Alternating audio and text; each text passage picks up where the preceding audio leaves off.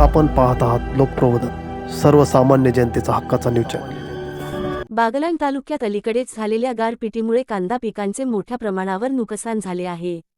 या पार्श्वभूमीवर कर्तव्यदक्ष आमदार श्री दिलीप बोरसे यांनी सोमपूर परिसरात भेट देत नुकसानग्रस्त शेतकऱ्यांच्या शेतांची पाहणी केली।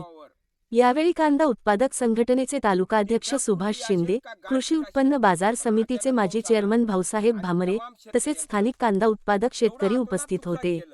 महसूल खात्याचे तलाठी तसेच कृषी खात्याचे कृषी सहाय्यक वाघ यांनीही पंचनामे करून नुकसानीचा आढावा घेतला।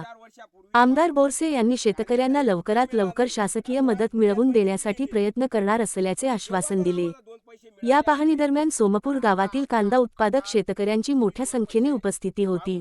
लोकप्रबोधन मराठी न्यूज नेटवर्क महाराष्ट्र प्रतिनिधी पुनाजी माळी बागलाण।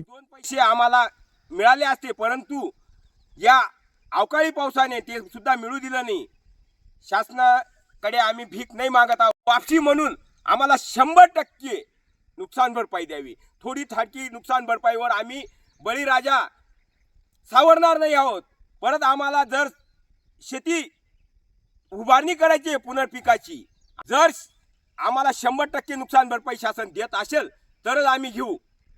आज एवढी नुकसान झालेले इथं प्रशासकीय प्रतिनिधी, कृषी खात्याचे वाघ भाऊसाहेब, तलाठी तात्या, महसूल खात्याचे इथं हजर आहेत। त्यांच्या समोर आम्ही नुकसान भरपाईचे मागणी करत आहोत आणि पंचनामे करत आहोत।